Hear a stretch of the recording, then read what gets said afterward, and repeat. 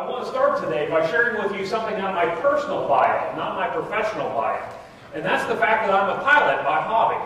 And I've always been fascinated by the connections that I make between my interest in aviation and what it is that you do for your clients every single day. And I want to tell you a story about a couple of those connections that I've made. But in order for this story to make sense, you need to take this flight along with me. You need to be a passenger on Flight 1549, 500 feet off the Hudson River, and having just barely cleared the George Washington Bridge. And I want you to ask yourself a question. How valuable would it be to you and I as passengers on this flight to be able to freeze time just long enough for the flight attendants to get back up and run through that emergency water landing procedure just one more time, right? Maybe we weren't paying attention back on the ground in LaGuardia. But that's the first connection that I made to this story, that the value of advice is not only based on the content we deliver, but also the timing in which we deliver it. Now, a few seconds go by and splash, we're in the Hudson River. Now, there's not one of us on this flight that doesn't understand it's time to stand up, find the nearest exit, and get off that airplane, right?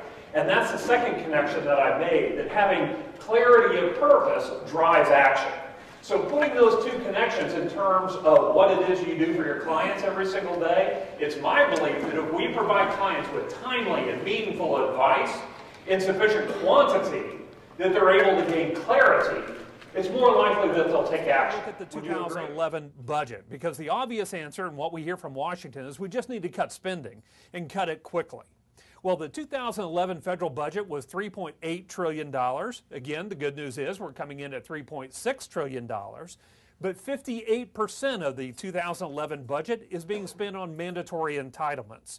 And that's just the garden variety mandatory entitlements of Social Security, Medicare, and Medicaid.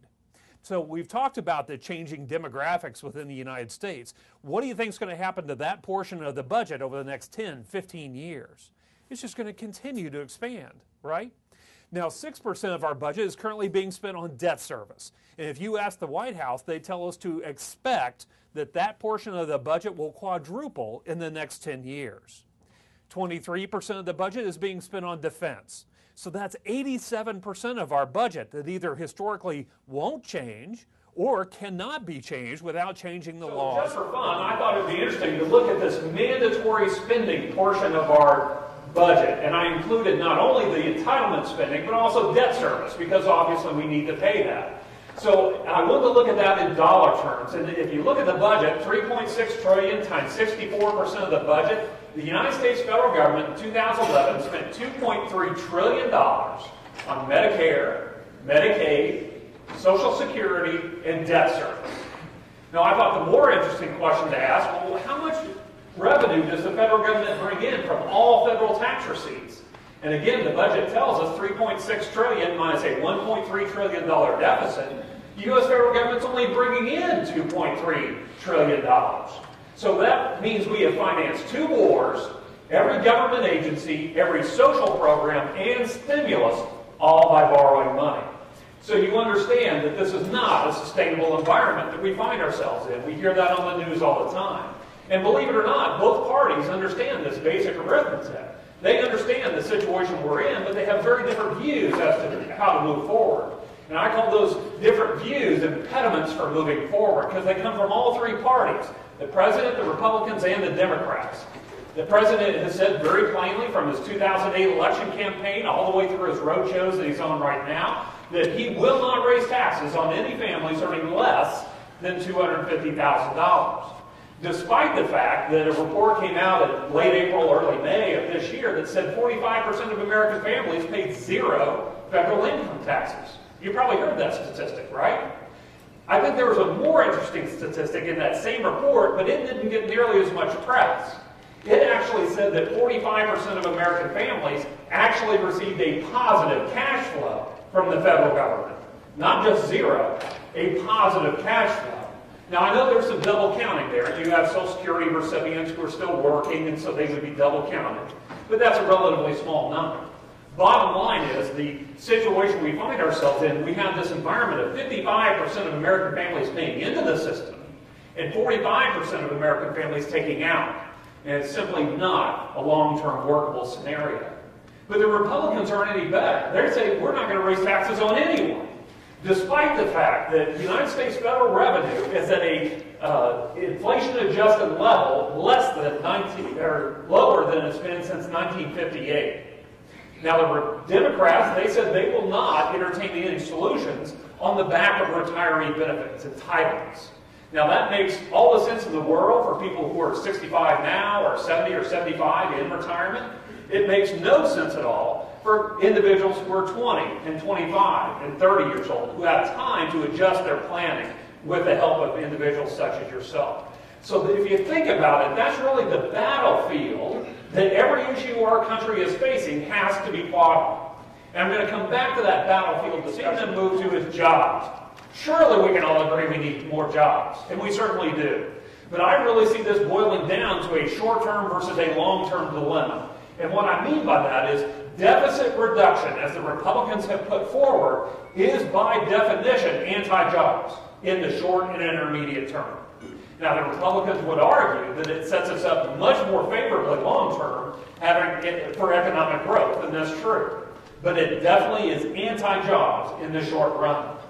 Stimulus, on the other hand, as President Obama has proposed, is pro-jobs in the short run. If the government's spending more money on projects, infrastructure, whatever they spend their money on, that will have some trickle effect down to growing the job base. But then you have to grapple with an even larger debt situation down the road. And what is your plan for that? So it shouldn't surprise us at all that President Obama came out with a short-term solution. He came out with a $450 billion jobs plan that I'm sure you're fully aware of. The reason why is he has a short-term need. What's his short-term need? You get reelected, right? He wants all of us to feel better about the economy and our personal situation this time next year. And so it shouldn't surprise us that he came out with this stimulative, short-term jobs plan.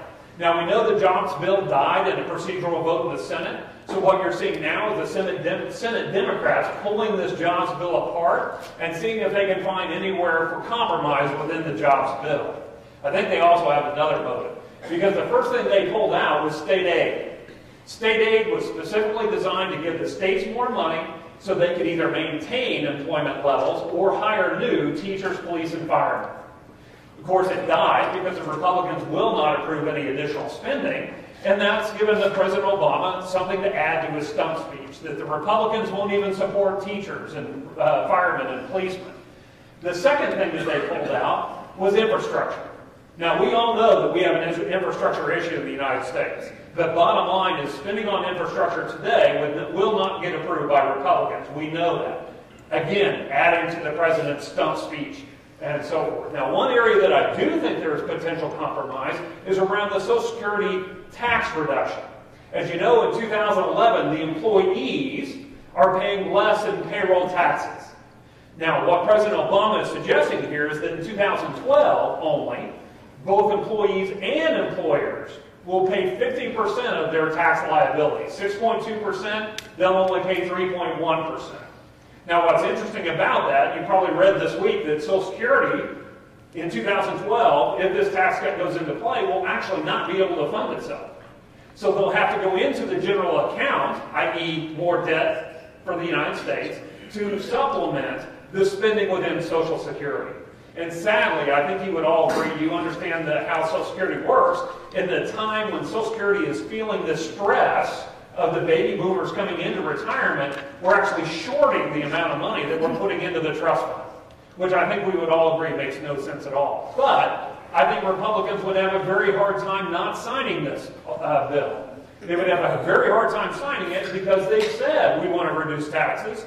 Here's a chance to do it. And then with a simple signature vote, they could pass a lower tax rate for 2012. So again, I think that's one area of potential compromise. I do put that slightly less than 50-50 at this point, but nonetheless, it's certainly possible that President Obama has shifted over the last month and a half from presiding President Obama to campaign President Obama. And what I mean by that, President Obama historically has been what I would call a parachute president. And what I mean is that he was more than content to allow the Republicans and Democrats to come together and fight over these issues. And at the last minute, parachute in, broker a deal that quite honestly neither party was happy with, But bottom line, get something done. That's a fabulous way to be a president of the United States. And the reason why is that speaks directly to the independent voter. Independent voters, as you know, are the group of voters that drive the presidential election. So independent voters truly respond to an individual who can broker a deal across these fighting factions. So that's why he chose to preside. But what we've seen now, through the jobs bill and the way he's using those pieces and his long-term debt reduction proposal, which is dead, that was a signal, a shot across the bow to the Republicans that I'm shifting gears, I'm now in campaign mode, and I'm going to set myself up to win. I'll let you in on probably one of the biggest secrets in Washington, D.C. The Republicans don't want President Obama to be reelected. So, in case you were wondering, that's one of the big secrets. And I thought it was absolutely fabulous quote. This came out from the White House, and I'm going to summarize what this says, or paraphrase what this says. It's from President Obama to the Republicans, and it simply says that, hey, Republicans, I've asked you all along for a balanced approach. And what I mean by that is I'm willing to give you spending cuts, but I want revenue increases, in other words, tax increases. If you fail to give me this balanced approach, I have a trump card in my pocket. And that trump card is the expiration of the Bush tax cuts. And I am fully prepared to allow the Bush tax cuts to expire on those families earning more than $250,000, but veto the portion of the bill that would apply to any families earning less than $250,000. So the reason this quote is fascinating, one, is it gave us perfectly clear, crystal quality view into what President Obama's belief is, what needs to happen around the taxation system in the United States. He believes the wealthiest portion of our population needs to be actively paying a higher contribution into the revenue stream. But what made this really fascinating was this factually wrong. The president can't do this. He can't veto half a law. Our president does not have line item veto power.